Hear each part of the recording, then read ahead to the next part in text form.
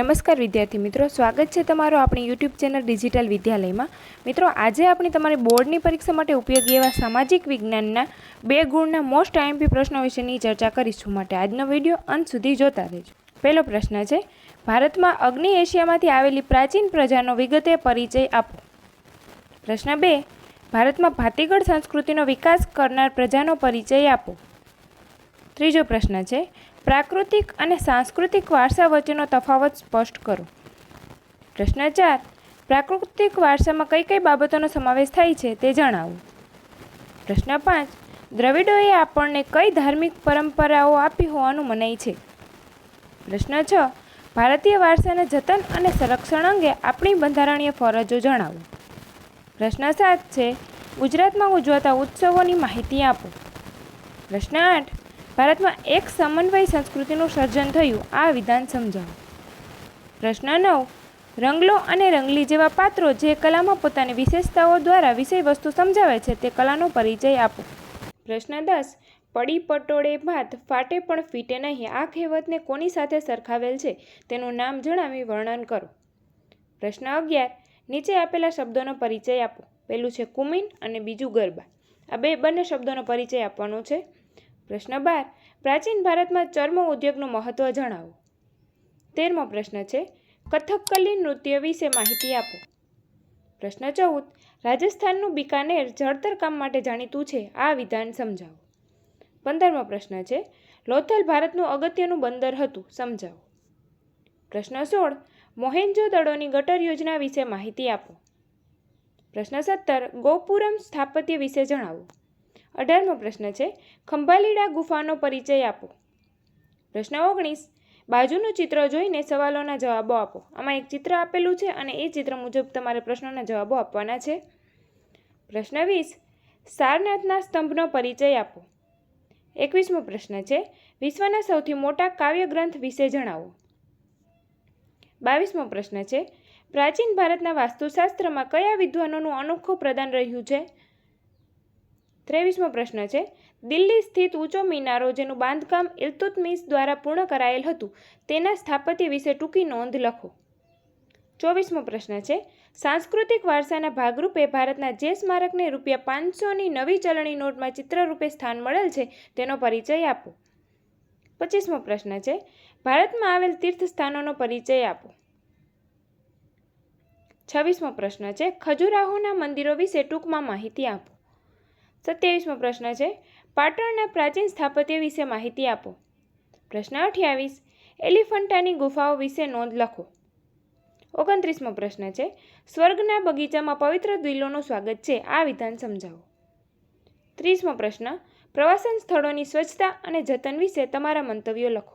31મો પ્રશ્ન છે, તમારા શહેર કે ગામમાં આવેલ કોઈ પ્રવાસન સ્થળની સ્વચ્છતા અને જતન માટે તમે શું કરશો તે જણાવો। પ્રશ્ન 32, ગુજરાતમાં આવેલા મુખ્ય સંગ્રહાલયના નામ જણાવો। 33મો પ્રશ્ન છે, પર્યટન ઉદ્યોગથી થતા લાભો જણાવો। પ્રશ્ન 34, સંસાધન એટલે શું, માલિકીના આધારે તેનું વર્ગીકરણ વિગતે સમજાવો। 35મો પ્રશ્ન છે, ભારતનું વન્યજીવ વૈવિધ્યસભર સાથી છે તે જણાવો। 36મો પ્રશ્ન છે, ભારતમાં હાથી પરિયોજના શરૂ કરવામાં આવી, કારણ આપો। પ્રશ્ન 37, વહીવટી દ્રષ્ટિએ જંગલોના પ્રકાર જણાવી તેનું વર્ણન કરો। પ્રશ્ન 38, વન્યજીવોના વિનાશના કારણો જણાવો। 39મો પ્રશ્ન છે, વન સંરક્ષણ અંગેના કોઈ પણ 4 ઉપાયો જણાવો। પ્રશ્ન 40, જૈવ આરક્ષિત ક્ષેત્ર એટલે શું। 41મો પ્રશ્ન છે, વન્યજીવ સંરક્ષણ માટેના ઉપાયો જણાવો। પ્રશ્ન 42, કૃષિ સંશોધન ક્ષેત્રે કાર્ય કરતી સંસ્થાઓના નામ લખો। મિત્રો, આ બધા પ્રશ્નો છે તે તમારી જૂની ભૂતકાળની બોર્ડની પરીક્ષામાં પૂછાયેલા છે, તેથી આ બોર્ડની પરીક્ષા માટે મોસ્ટ આઈએમપી ગણી શકાય। જો તમે આ બધા પ્રશ્નો કરી લેશો તો સહેલાઈથી તમે તમારું પેપર આપી શકશો। પ્રશ્ન 43, ભારતના અર્થતંત્રમાં કૃષિનું યોગદાન વર્ણવો। 44મો પ્રશ્ન છે, ભારતની કૃષિ પેદાશની પેટર્ન દેશના નામે કેવી હોવી જરૂરી છે। 45મો પ્રશ્ન છે, જળ વ્યવસ્થાપન માટે કયા મુદ્દાઓને ધ્યાનમાં રાખવા જોઈએ। 46મો પ્રશ્ન, બહુહેતુક યોજના એટલે શું, તેનાથી કયા ઉદ્દેશો સિદ્ધ કરી શકાય છે। 47મો પ્રશ્ન, બહુહેતુક યોજનાનું મહત્વ જણાવો। પ્રશ્ન 48. આધુનિક યુગને ખનિજ યુગ કહે છે, શા માટે? 49મો પ્રશ્ન છે, મેંગેનીઝના ઉપયોગ જણાવો. પ્રશ્ન 50. ખનિજ સંસાધનોની ભવિષ્યમાં અછત ન સર્જાય તે માટે તમે ભવિષ્યના નાગરિક હોવાના નાતે કયા ઉપાયો સૂચવશો? પ્રશ્ન 51. તાંબાના ગુણધર્મો અને ઉપયોગો જણાવો. 52મો પ્રશ્ન છે, તાંબાના ઉપયોગો જણાવો. પ્રશ્ન 53. ભારતમાં લોખંડના મુખ્ય પ્રાપ્તિ સ્થાનો જણાવો. 54મો પ્રશ્ન છે, ખનિજ સંરક્ષણ માટેના કોઈ પણ 4 ઉપાયો જણાવો. પ્રશ્ન 55. આજના સમયમાં સૌર ઉર્જાની ઉપયોગિતા જણાવો. 56મો પ્રશ્ન છે, પારિભાષિક શબ્દોનો અર્થ આપો. પેલું છે સૌર ઉર્જા અને બીજું ભરતી શક્તિ. પ્રશ્ન 57. શીશાના ઉપયોગો લખો. 58મો પ્રશ્ન છે, ખેતી આધારિત ઉદ્યોગોમાં કાપડ બીજું સ્થાન ધરાવતા ખાંડ ઉદ્યોગ વિશે સમજ આપો. પ્રશ્ન 58. ખેતી આધારિત ઉદ્યોગોમાં કાપડ પછી બીજું સ્થાન ધરાવતા ખાંડ ઉદ્યોગ વિશે સમજ આપો. ત્યાર પછીનો પ્રશ્ન છે, પશ્ચિમ બંગાળના પ્રવાસ દરમિયાન તે લોકોના ઘરમાં સળના પગલૂછણિયા, સૂતળી, કંતાન, કોથળાનો વપરાશ વધારે પ્રમાણમાં જોવા મળ્યો. આવું શા માટે હશે? ત્યાર પછીનો પ્રશ્ન છે, મને ઓળખો. મને ભારતની સિલિકોન વેલી કહે છે અને બીજું છે, મને સનરાઈઝ ઇન્ડસ્ટ્રીઝ પણ કહે છે. ત્યાર પછીનો પ્રશ્ન છે, મુંબઈ અને અમદાવાદમાં સુતરાઉ કાપડ ઉદ્યોગ કેન્દ્રિત થયો છે, સમજાવો. 62મો પ્રશ્ન છે, ખાંડ ઉદ્યોગ વિશે ટૂંકમાં માહિતી આપો. પ્રશ્ન 63. પર્યાવરણીય અતિક્રમણને રોકવાના ઉપાયો જણાવો. પ્રશ્ન 64. મને ઓળખો. પેલું છે ટસર અને બીજું છે SAIL. પ્રશ્ન 65. ઇલેક્ટ્રોનિક્સ ઉદ્યોગ વિશે સમજ આપો. ત્યાર પછીનો પ્રશ્ન છે, આંતરિક વેપારનો અર્થ ઉદાહરણ સહિત જણાવો. 67મો પ્રશ્ન છે, વિકાસશીલ અર્થતંત્રના કોઈ પણ 4 લક્ષણો ચર્ચો. પ્રશ્ન 68. બજાર પદ્ધતિના લક્ષણો જણાવો. 69મો પ્રશ્ન છે, સંકલ્પના સમજાવો. પહેલું છે માથાદીઠ આવક અને બીજું છે બિન આર્થિક પ્રવૃત્તિ. 70મો પ્રશ્ન છે, પર્યાવરણની સુરક્ષા માટે લેવાયેલા પગલાં જણાવો.